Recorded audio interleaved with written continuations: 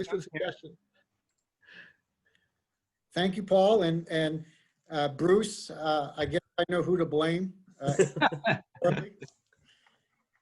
I want to thank you all for the invitation to come here today. I don't think that I've actually spoke before the Rotary Club in Weston since I've been in town.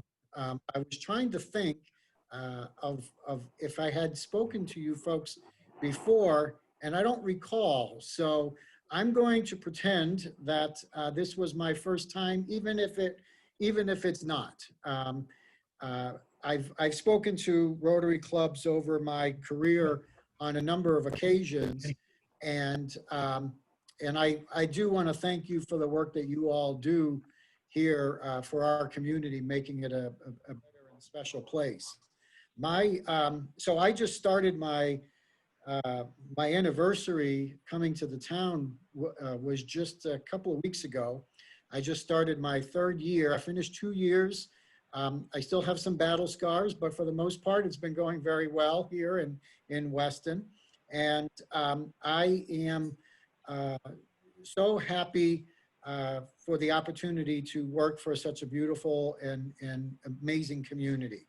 It's made amazing and beautiful by, not only the residents and the business people and the people who work every day to toil to make it a special place, but there's so many different sub-communities within that community, the greater community of Weston, that you folks are a part of, and I want to thank you for your work in helping to make this a great place. I'll tell you a little bit about myself.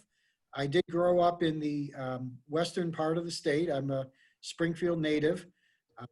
There for pretty much most of my life, and my political career, when I began in politics, I worked in the House of Representatives as the chief of staff to a state representative from Springfield for 10 years. And, at the end of that tenure, I became this gentleman's campaign manager for mayor of Springfield.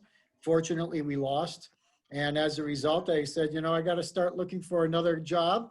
And I decided that municipal management was going to be my chosen profession. And I worked in some communities you probably have never heard of in Massachusetts. I worked in East Long Meadow for a handful of years, which is a suburb right outside of Springfield. I left there to become the town administrator of West Boylston and became the longest serving town administrator in the town's history after almost 10 and a half years or so. And then I left there to take the job in Sturbridge, Massachusetts, and was there for about 4 years. And now I've just started my 3rd year in Weston. Essentially my job is to kind of, the guy who spins the plates on the long sticks. That's kind of what my job really entails on a day-to-day basis. I try to work with, the police department, the fire department, the town clerk's office, the DPW, I work with the schools, I work with the health department, I've worked with our land use department, like planning and zoning and conservation, all in an attempt to try to keep all those plates spinning and the good work that's being done in the town, keep them all kind of up in the air and moving forward. It's been extraordinarily challenging over the last 6 or 7 or 8 months due to the COVID pandemic. I've had the unpleasant experience in my life of working through a number of natural disasters, really grave situations in my community, but never anything like what we've been dealing with COVID. Honestly, I'll tell you honestly, I was speaking with a manager who's relatively new in their position just this morning. And, she was really struggling with the job and saying, this is really, really challenging. And I had to tell her, I says, it does get better. It's not always like this. This is hopefully something that will be a temporary situation. but it's been extraordinarily challenging, very challenging for the employees, for the residents, for the business community, for the nonprofit community, for the healthcare industry, the education community.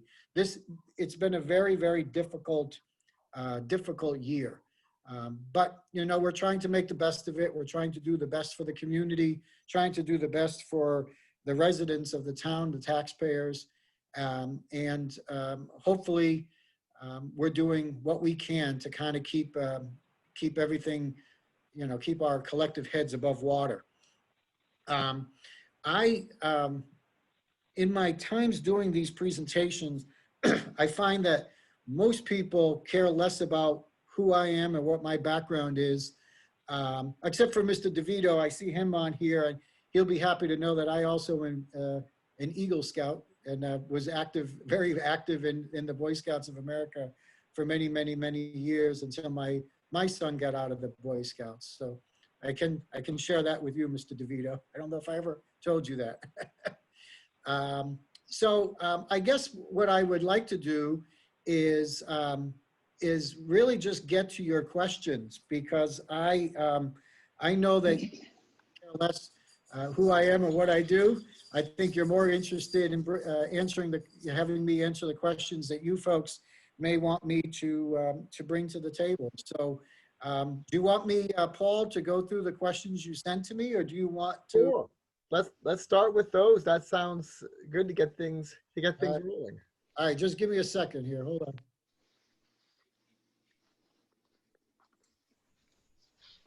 The first question that you folks sent to me was about the Josiah Smith Tavern project. Here's what Paul wrote. It's taking an awful long time.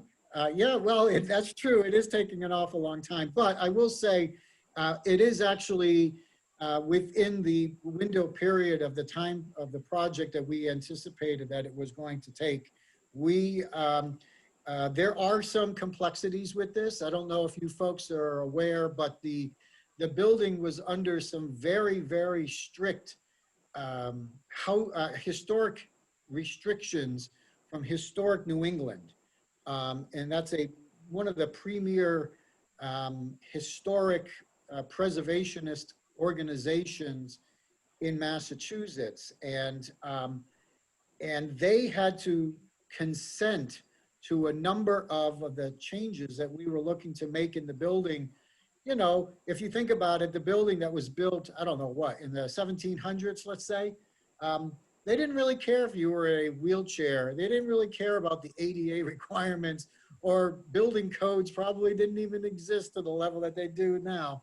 So, we're left with the situation of trying to take an old historic building, make modifications to it that would allow us to open it for a variety of different purposes, including a restaurant, but also meeting all the current codes and restrictions. And so there has been some real disagreement with Historic New England on some of those things. I will say that we've been very successful in negotiating a deal with them that allows us to do certain things in exchange for their consent to move forward. Sorry about that. That's my announcement of my next meeting. Sorry. And then we've, in the construction, we find once you start taking things off of the walls and removing walls and start looking at things, you realize that what's found behind the walls, you have to deal with. You can't just leave them alone. So we did find some problems. We found some foundation issues that were not known to us. Nothing that is outside our contingency budget for the project. We are, from the official calendar, we are slightly behind, however, still within the overall window period that the construction project is supposedly operating under. The question that you guys had to me was, when is it going to be completed? I spoke with our facilities director today, Gary Drobsky, who's been personally overseeing this project. And he says that we're still on schedule to have this project completed by next summer. So there's a lot of work that's going on inside. There's work that's going to be done outside, and we're still on track to be completed by next summer. Your next. Can I ask very quickly, now, does that completion date mean that a restaurant will be installed and operating at that time, or No, the construction, yeah, the construction, the interior stuff and the exterior work will be done. There'll still be some work that'll need to be done to outfit for a restaurant and for the office space. But by and large, what you see in the street is going to be pretty much completed by next summer. It'll probably be several more months before a restaurant gets in there. Yeah. If that was your question, I'm sorry. Yeah, that was it. Yeah. Yeah. The next question. Yes, go ahead. One other question about that. Is the parking that they're between the church and the building, is that just going to be surface parking, or is that any sort of deck or garage that has, more than one level? No, it's going to be a 7-story garage.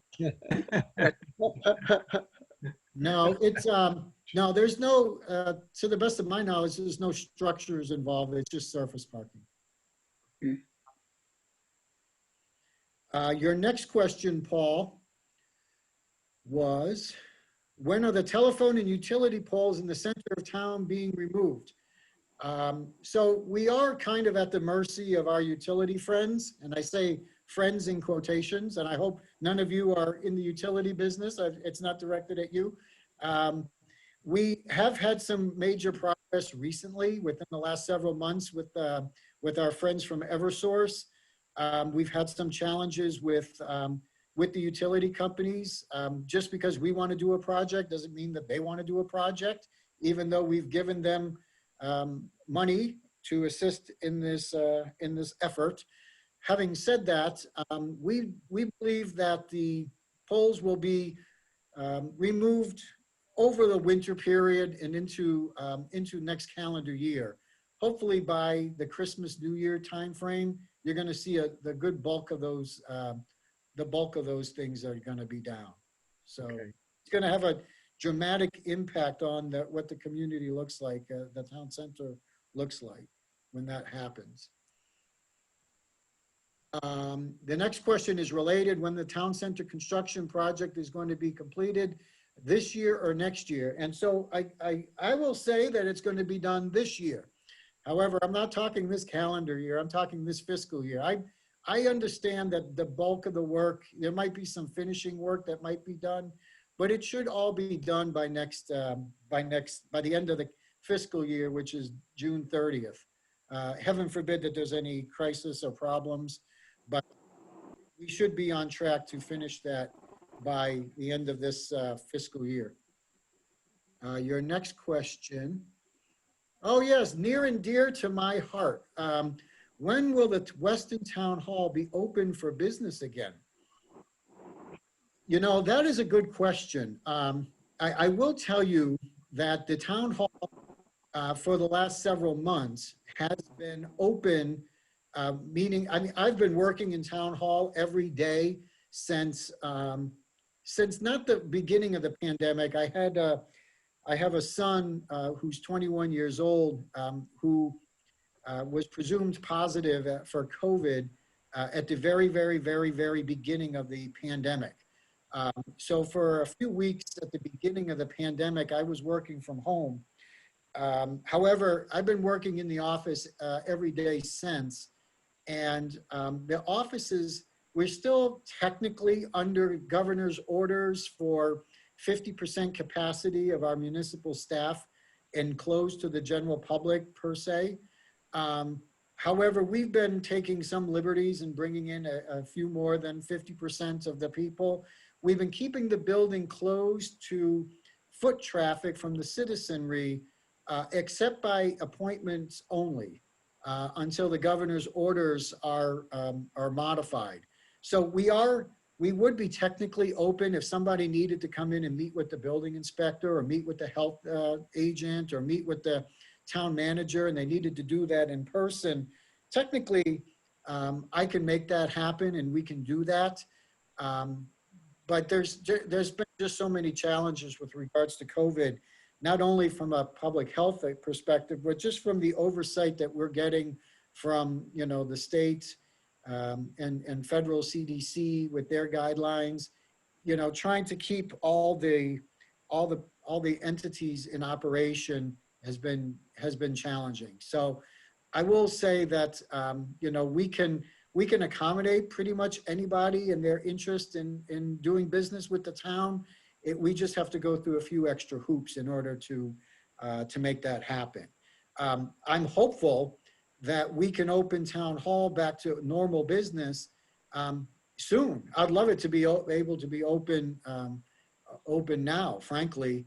You know, it is kind of strange. If I can tell you a funny side note, I'm one of those people that I've been wearing a shirt and tie every day to work since I was 22 years old, pretty much. And I've never gone this long without having to wear a tie in my life. It's just a strange feeling for me to be walking around town hall and pretty much it being a ghost town and not wearing a tie every day to work. It's been very strange. So those were the questions that you sent to me in advance. I don't see any others. So I'll open it up to anybody in the audience that wishes to ask me any questions. I'm happy to fill in the blanks if I can. I see that Elizabeth had a question. I think it pertains to the Josiah Smith Tavern. Was will the ballroom be rentable there? I believe the answer to that is yes. Don't hold me to that, but I understood that the ballroom was going to be a function room that would be rented, that could be rented out separately from the rest of the facility. So, so I think the answer to that question is yes. Great. Yay. Well, you want to have your Rotary meetings at the ballroom?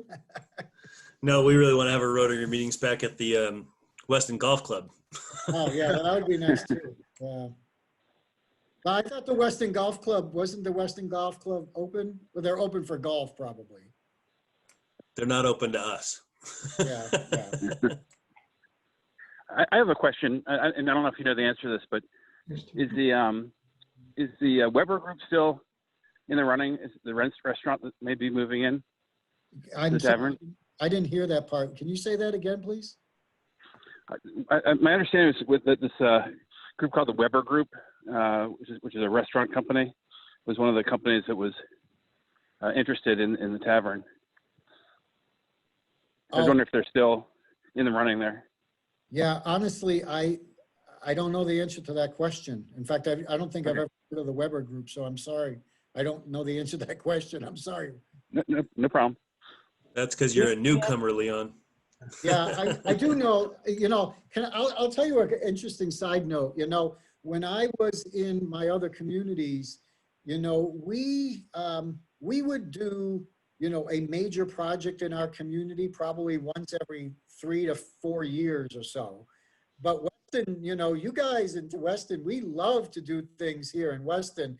And when I came on board, I was greeted with a large number of things that were either, you know, all the way through the planning process or 80% through the planning process or, you know, or close to, you know, ready for planning.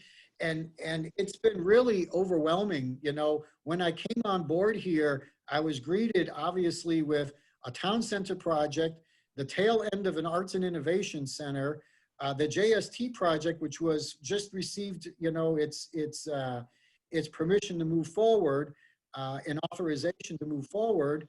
Then you had the Case House renovation project. You know, there's been a lot of major projects here in the town of Weston that people have been working on for a number of years.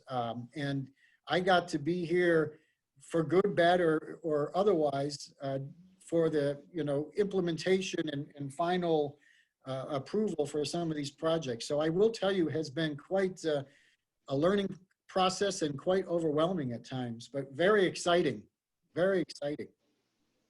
We'd love it not to be so exciting. Yeah, so would I. Leon, this is Bruce Lee. Can you hear me? I can hear you, Mr. Lee. Yeah, thank you.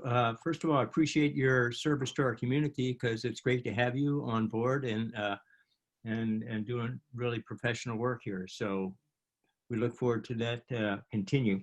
Thank you. Yeah, thank a question I have is the railroad station off of Church Street that looks like it's fallen apart, and it's kind of a fire hazard or health hazard, and it's been sitting there for years with it's just falling apart. Is there any background information you can share with us on that? Yeah, so yeah, that's an eyesore. Mr. Lee, you're not the first person who has brought that to my attention. And I do know that the planning board had been looking at it, and particularly the former chairman of the planning board had, a great interest. As I understand it, that the property itself is owned by the Commonwealth of Massachusetts. The building itself is owned by a private entity, a private person. And what we've been trying to do is work with the private entity and the Commonwealth on a plan of action to deal with that structure. You're right, it is pretty much falling apart. And the longer that this takes, the more damage that's going to happen to that unique and historic structure. I'll put that on my notes to try to follow up on. I got to admit that hasn't been something that has been on the forefront since the beginning of the COVID situation, but I'll take this as an opportunity. All right, great, thank you. Light a fire under somebody. Yeah. And I have a question here from Rich DeVito. And is what are the topics for the special November town meeting? I'm sorry, say that again? What are the topics for the special November town meeting? Oh, I don't think we're having a special November town meeting. Oh, well, Are that's you- an answer. Richard, are you asking me if we're going to have a special town meeting in the fall? Is that what your question is? Yeah, all right. So actually, we did have a discussion about this at our last select board meeting, which was last week. And we don't, at this point, I mean, we had such a late start of our annual town meeting, thanks to our friend COVID, that, it's not a guarantee that we need to have one right this moment. We're toying with the idea of if we need a special town meeting to either do it in the late winter, early spring, or combining it with the date of our annual town meeting, which will be sometime in the springtime. Right now, we don't have a critical need for a special town meeting. So there you go. Great. Good. Thank you. Yeah, you're, Leon, I'm Keith Gross. hi, Keith. Nice to meet you. Pleasure to meet you. Welcome to town. I Yeah, wanted thank to you. point out that Ward Carter, who was the first town administrator, Yeah, was a member of Rotary for close to 50 years. So we'd welcome you to follow in his footsteps. nice subtle suggestion. Yeah. And the other thing I wanted to know is, you invited us into your. Can you explain what the swords are on your wall? Oh, yeah. This is my office in my house, and this is the only corner of my office that has enough light to show on my face that you could see me. Otherwise, I'd be in the dark, and you wouldn't be able to see me talking. The things behind me are those are my black belt certificates in karate, and the swords are gifts for that. That was a question no one's ever asked me before. Yeah, well, knowing that you're an expert in karate, you should let the townspeople know that. You won't get messed around with so much. If you're smart, you don't have to tell anybody at all, and you just. Yeah, you can take Are you those to the complaint department. Are you still active in the karate? Not so much anymore. getting a little old for that, and my body's breaking down. That's I kind of, understand how that goes. it's not the easiest sport to continue into your 50s, you know. I did help run a karate school in Springfield. And when I took the job in Weston, you know, the job took me farther east than I was willing to do. So I kind of had to let some of the karate school responsibilities take a back seat while I was playing town manager in Weston. Unfortunately. Do you still live in Springfield? Oh God, no! My God, that would be a terrible commute. Yeah, no, Yeah. no. I actually I haven't lived in Springfield for many years since I pretty much left working in the State House. I've been living in Ware until I took the job in Weston, and now I live in believe it or not, I live in Sturbridge, and I am. I live about 1.5 minutes away from the Mass Pike. So I can get on the Pike and get to work in a relatively short period of time nowadays. Leon, I have Yep. one more question. Is Bruce Lee again? Yes, Bruce. Are we well prepared for the election and the ballots that are going to be coming into town hall over the next week or two? Yes, so we did receive the ballots from the state earlier this week. And in fact, there was a time during the day today, our internet in town hall went down. And we were sitting there waiting for our internet to come back on board. We had no email, we had no phone, we had no web service. So we decided that we were all going to help stuff ballots today. So I spent a good hour today stuffing ballots for you folks to get them delivered to you. So my guess is that you will start to see them arriving in the mail slots in the next few days, is my guess. Well, I got mine today, so good job. You know, Hey, that's just another thing, honestly, that we've been dealing with that, you know, frankly, it's just more work that we had to do thanks to our friend COVID. You know, I got to really give credit this year, you know, not only to our health and emergency services folks, but to the town clerk's office. She has had such a miserable year thanks to COVID, between, you know, the problems we had with, you know, trying to get a town meeting, the problems we had with the town election, the problems we've had with all of the elections, never mind the town election, just trying to find, you know, how to deal with, you know, running an election, a major election during this pandemic. You know, all the town clerks have been really stressed beyond belief. Very good.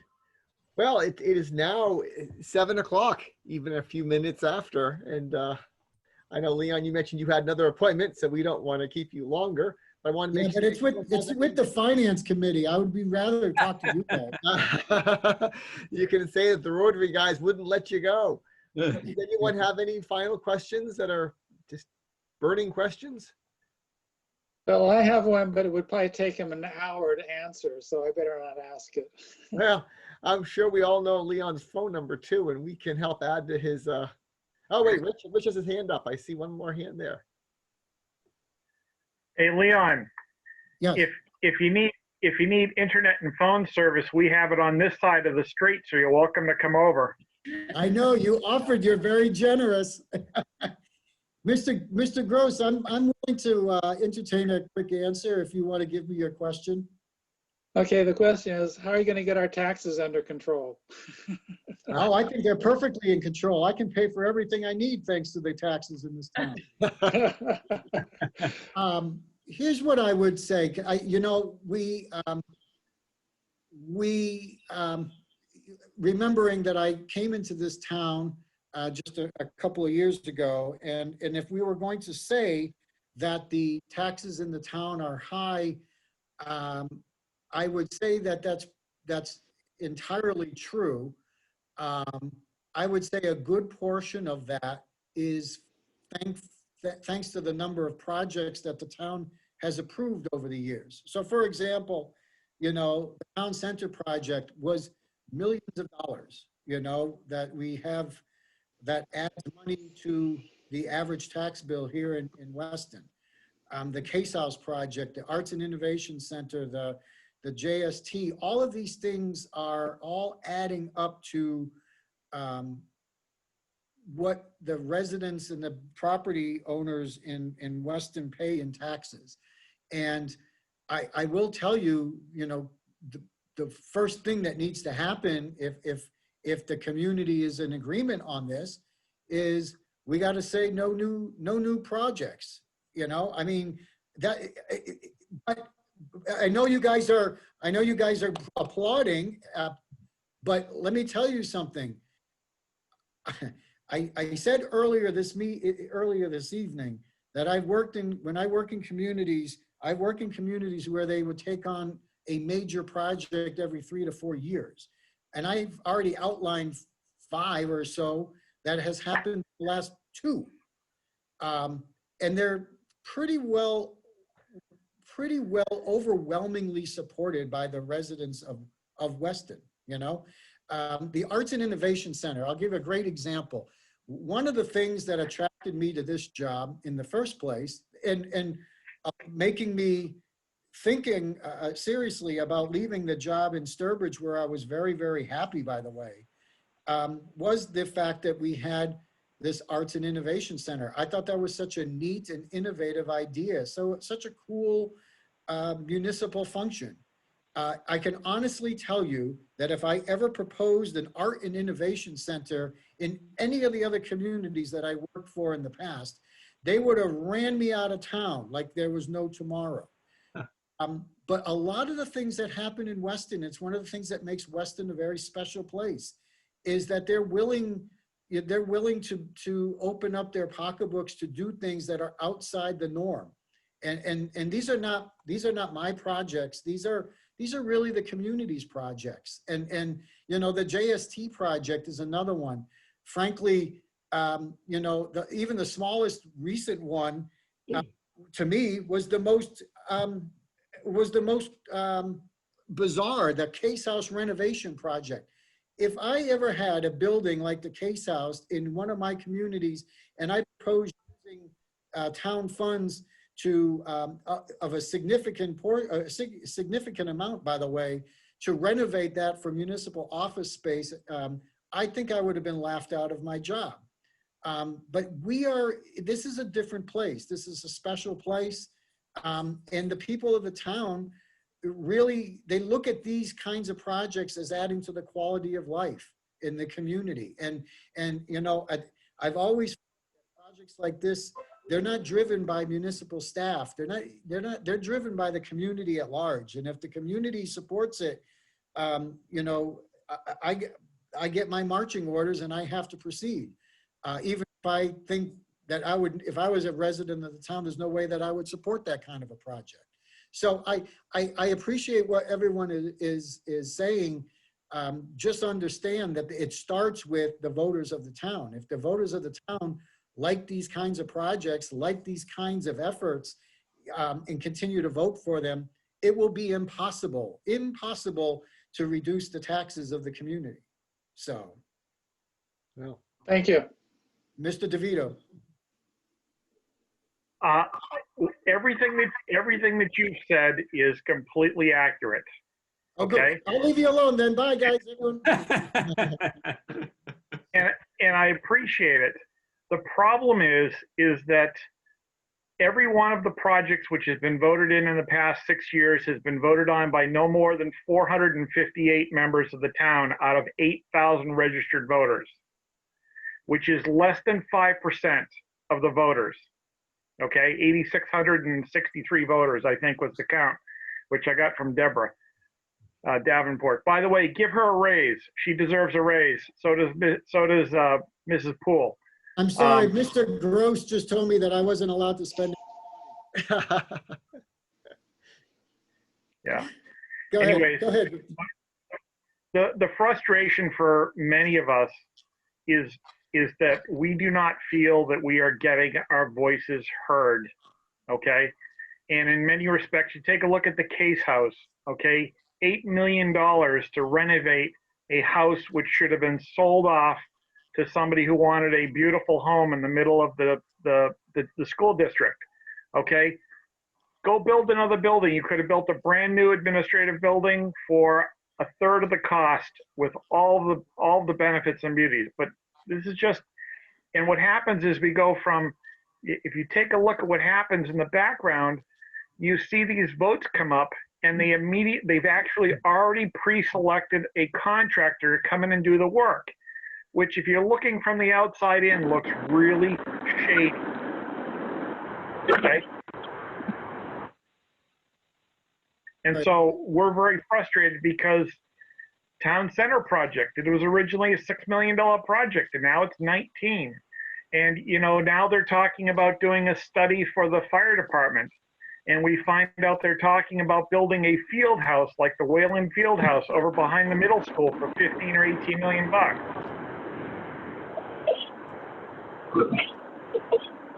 Somebody has an open mic. Yeah, it looks like it stopped now. Anyways, Well, that's our frustration, and all we want is at least to have a voice in what's going on, and that's very much our frustration. I mean, I understand the frustration that you're expressing. Look, to your first point, you know, the municipal government in Massachusetts, you know, is different than it is in other parts of the country. You know, we have a process where we have an open town meeting, form of government. And open town meeting gives the people of the town a greater voice than any other democracy ever in the history of mankind. You know, it's not like we have a representative town meeting or that there's even a more restricted version where you have a town council who makes all the decisions. We have open town meeting form of government. And ultimately, the people of the town do have a say, and ultimately they have the final say on most of every project. The town center project and the Case House, I was here for the votes. I wasn't here for the planning, but I was here for the votes that happened for those. And the support for the projects at those town meetings was overwhelming. There's no question. They were overwhelming. And you can say that it was a limited pool of candidates or people who showed up. You'd be 100% right. You would be 100% right. And what I guess, and I'm not trying to be argumentative by saying this, trust me, I feel your frustration. I completely and 100% understand where you're coming from. But understand that the people who cared deeply about that project were the ones who showed up at that meeting, and they were the ones who voted.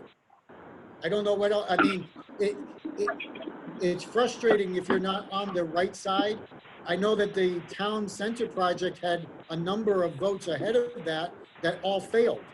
And I'm sure that those people were frustrated that the project didn't pass muster the first, I don't know, 2 or 3 times or whatever it was that they came forward. But, you know, this is the democracy that we have to work with, and you know, this is the result of where we are.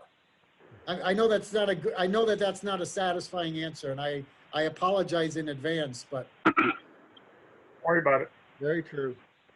All right, well, Thank you. Yeah, and this is Rob Mosher speaking. I was in those town meetings, and I voted for every one of those projects. So when Richard says we are frustrated, he's speaking about himself. Rob, I know.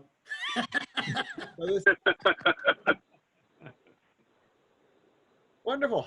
Well, thank you very much, Leon. I really appreciate all the answers, and I think we've all enjoyed being able to ask some questions. And I'm happy to come back. And if you want me to come back like once a year or something like that, just to kind of bring news to the town and answer any questions, you know that I would be willing to do so again. So thank you very much. We'd love to have you. all right, thank you all very much. Leon. Thank Thanks, you. Leon. Great evening. Bye-bye. Bye-bye. Okay, so as we move forward, John, I think, has signed off, but he left me with an agenda. So yeah, I know what we're supposed to be doing, and maybe if it is 7:15, but maybe if we move sort of quickly, Elizabeth, would you be willing to help us through Happy Dollars? Yep, here I am. Oh, great! Oh, thank you. Unmuting. Happy to help. I'll keep my notes as well. So we are fundraising for food insecurity this month. We raised $110 last week, and I saw in the agenda that we have officially designated that for Scouting for Food. So that is what we are doing for anybody who's new and joining us. We raise money, so it's a way of doing service, a little something every month towards a cause that we've chosen. I'm just looking to see. I don't think I know Tanya. And who's Weston Wayland Rotary? Is that John signed out? Or? John, I think if he had signed off, I think we would have all gone away. So I think that's a placeholder. Gotcha. And he didn't make anybody a co-host, but Leon. I believe I'm the co-host. Yeah, I have to leave too. I have another meeting right now. Okay, no worries. But I can definitely help out. All right, okay. We're just, if you want to share what you're happy about, you can, but if you got to go, that's fine. We have a tradition, Tanya, of sharing what we're happy about and then putting some dollars behind it. Edwin bills us or people send in money for that. And then at the end of the month, we put it all together towards the cause of the month. So. All right, thank you. I will do next time. Okay, thanks, Tanya. Thanks for coming tonight. Yeah, I'm a new one now, so but I'm getting there. Well, thank you for being here. Thank you so much. You're very welcome. So going across the top of my screen, thank you, Tanya, which is how I do this. I see Weston Wayland Rotary, but that's John and he's gone. And then myself, so I'll go, and then Edwin and Paul, just to give people a heads up. And I am happy that I get to start my garden club tomorrow. And actually it's an after school activity that I've been preparing for all summer. I have a school garden and I get to have 10 kids who get to come in person, masks on. So I've been doing all my teaching online, and an opportunity to interact with kids and have them appreciate nature and harvest some herbs. And we're going to be making some herbed cream cheese, and I'm just putting on cucumber sandwiches. I'm just really excited to do something in person with kids since I've been at home or teaching to an empty classroom. So I'm going to give $10 towards that tonight. Edwin, you're next, and then Paul. Edwin, you're muted. Yeah, good evening, everyone. Just donate $5 for the food security and good weather today. Yeah. Much better than last night. All right, Paul.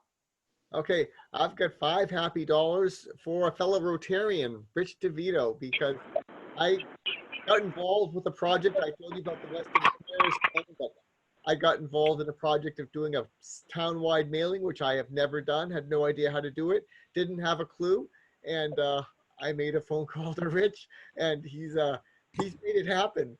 So he's taught me a lot, and he's really built it out. So I'm thankful for Richard today. Thank you. All right. Hey, Rob, just so you know, you're not muted when you're on the phone and we hear all your background noise. So why don't you go next? Okay, can you hear me? I can hear you. We've been hearing you. Okay, sorry. I apologize for that. Just letting you know. So I'm making all this noise because I'm driving back from the Cape. I spent the day on the Cape today, and had right prior to this meeting, I had a great walk down to the beach and back. So that makes me happy. So I'll put in $5 for that. Then I'll go on mute. Thanks. Bruce, you're next. Oh, thank you. Well, and then Rich DeVito. Is this Rich or Bruce? You're Bruce, you're going. I just gave Rich the heads up so he could be thinking. Okay, yeah, thank you. I'd like to contribute $20, 20 happy dollars, on behalf of the news about Walter Reed Hospital this week, which was the visit by our president. And I'm happy because Many years ago, I spent time at Walter Reed as a patient due to an M16 accident in the service. And I was in the eye clinic for about 2 weeks before they shipped me out. And the staff there were great. And it was a wonderful place. And there are healthcare professionals there that are some of the best in the world. And not only that, my wife, Marcy, worked at Walter Reed as well years ago as an occupational therapist.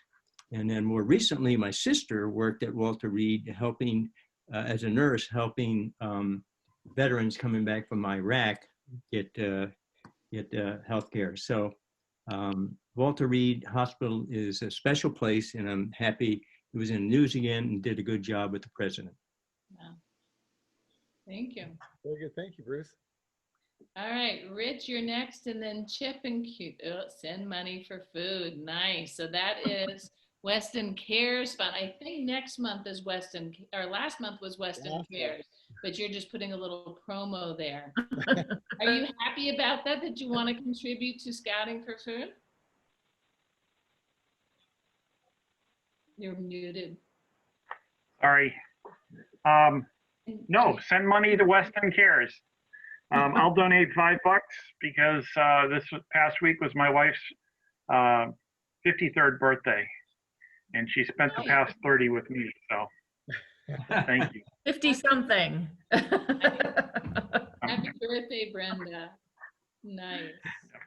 All right, Chip. What makes you happy, Chip?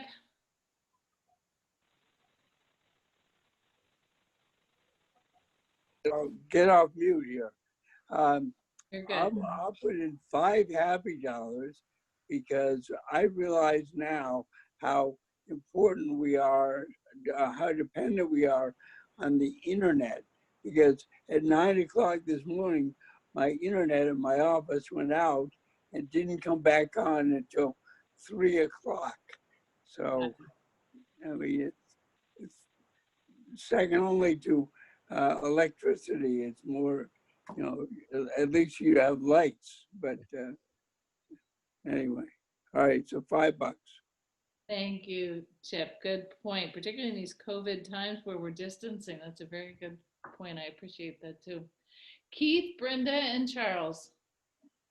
All right, I'll give $5 to, in honor of our not so new anymore, town manager.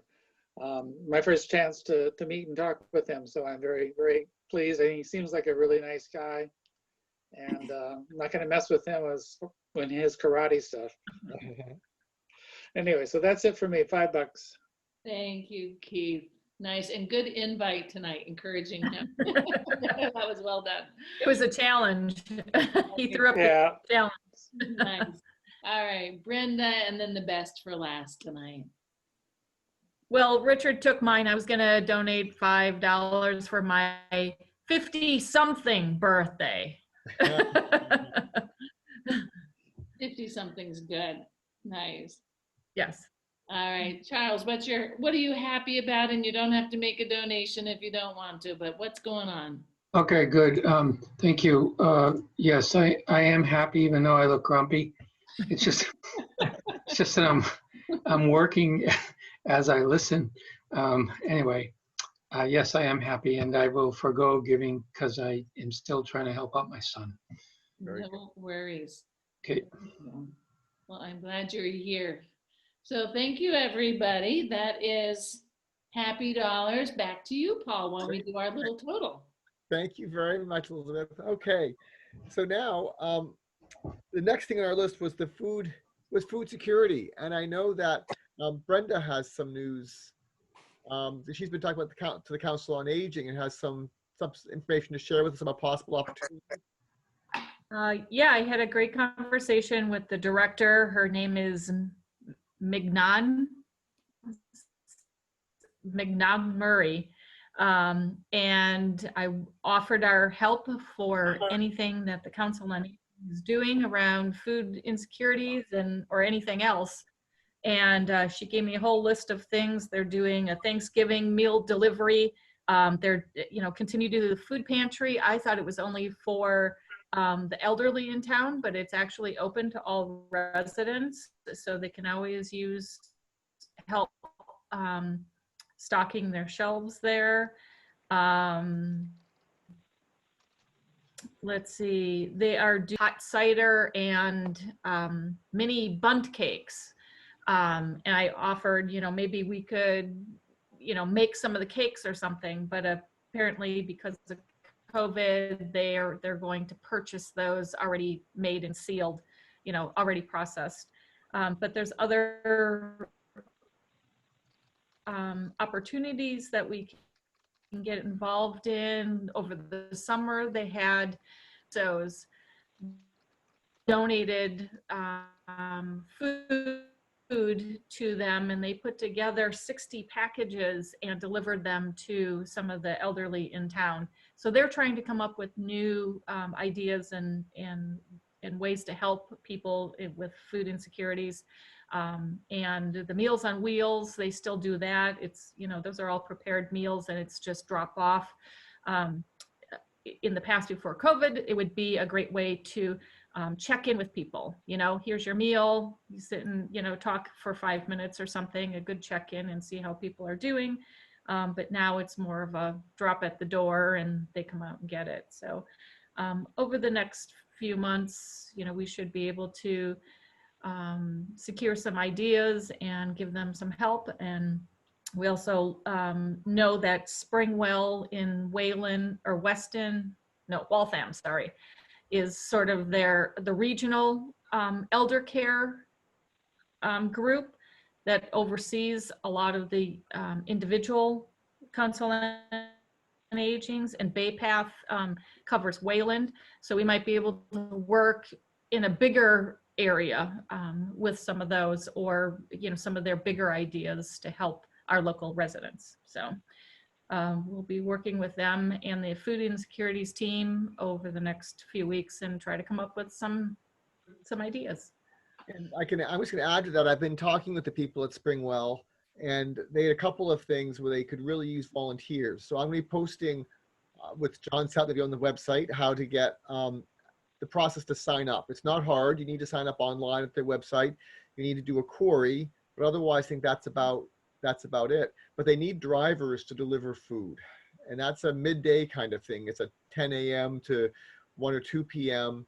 But they're really desperate. They deliver to Brook School, they deliver in Wellesley, and in Newton they have a big need right now too.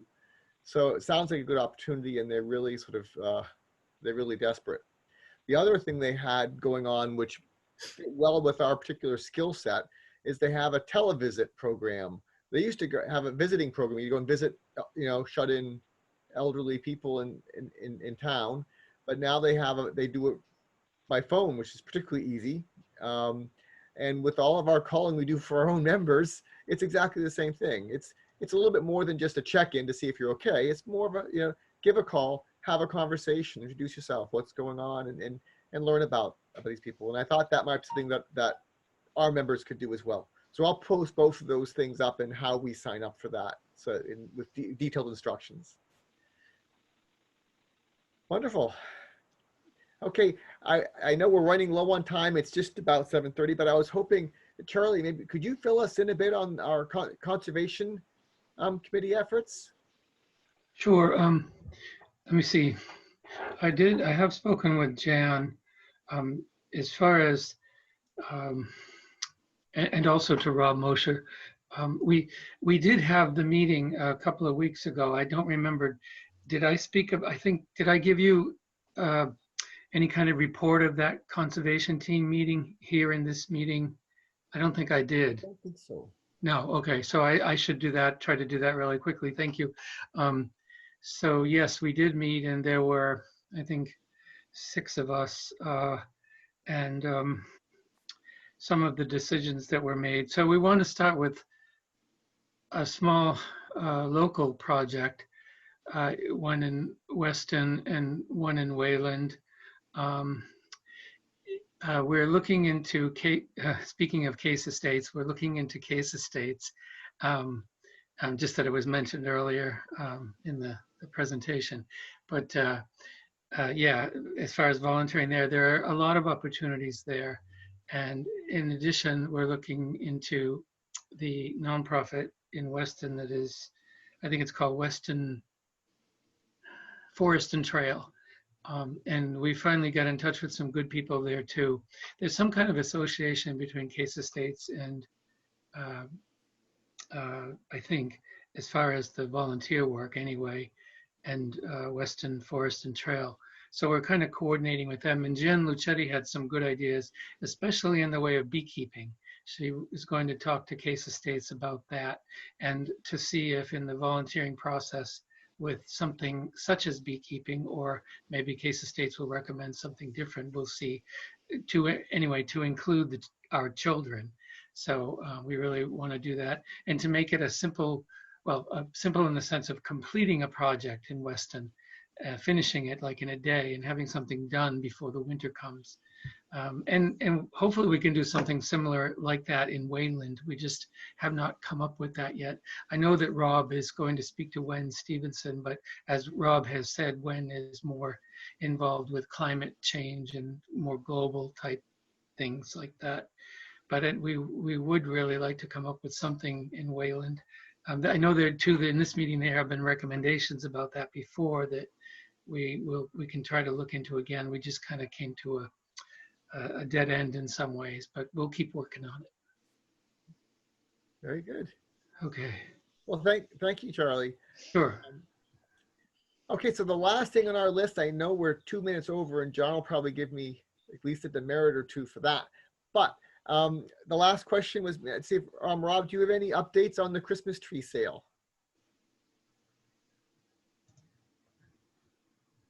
Am I unmuted now? Oh, you're unmuted. Yep. We can hear you. Okay, great. So we placed an order this week for the 270 odd trees or so. Edwin, did that check go in, by the way? I think the check went in, right? Is Edwin still on? Yep, the check is out already. So it takes they said it'd take almost a week to get there by mail, but it was going first class. Yeah. Canada, so check's out. Yeah, perfect. Thank you for doing that. So we sent the check off. We submitted the order, so we're all set. And we have the next planning meeting set for Monday evening. If anyone's interested in joining, please let me know. Because we're now going to get into the detailed planning around, the offloading of the trees and the setup of the lot, and then the sales and the marketing of the trees. And we've been sharing some different ideas. Richard had a great idea, I think, to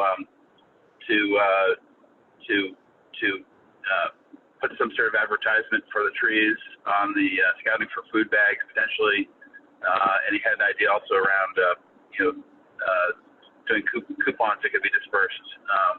So all ideas are welcome, and if you want to get involved, come to the meeting on Monday evening. And John's wheel has all the information, the Zoom call information, the time. I think it's at 6 o'clock on Monday evening. So that's about it. Wonderful. Hey, Rob, this is Bruce Lee. A question. Do you have any kind of a target for the retail price of the wreaths and the trees? Yeah, we do. So we're going to be marking everything up at least 100%, if not a little bit more than that. And I think we'll still be very competitively priced.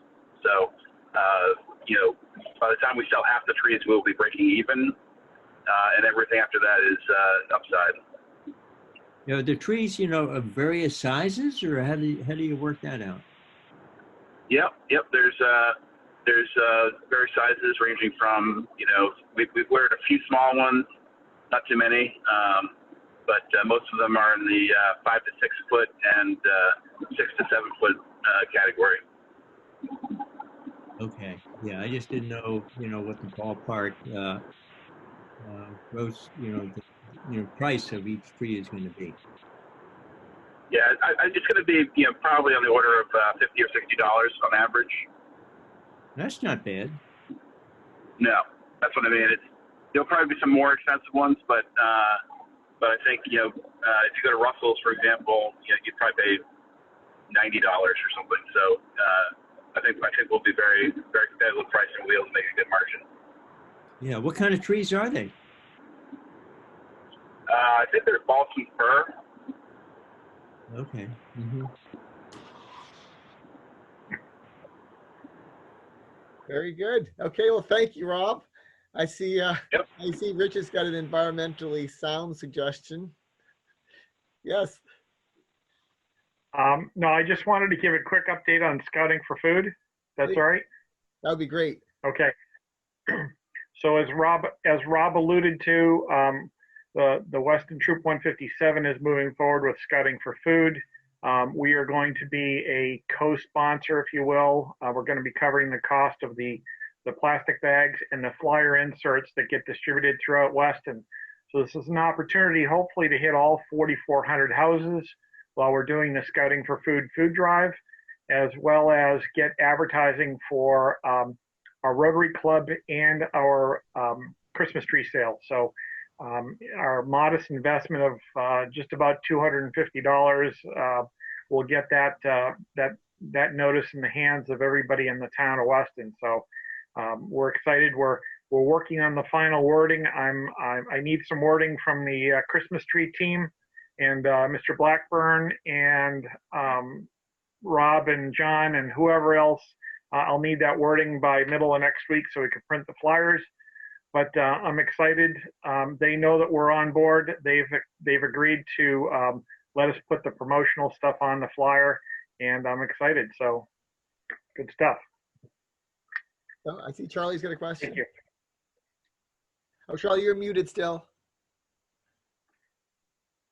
Oh, okay. Yeah. Sorry. I just remembered when Rich was speaking, I want to say a couple of things that, as far as the scouts, and I think that's, I just realized maybe that's, I could contact the scouts in Wayland and see if they could help us out with a task in Wayland.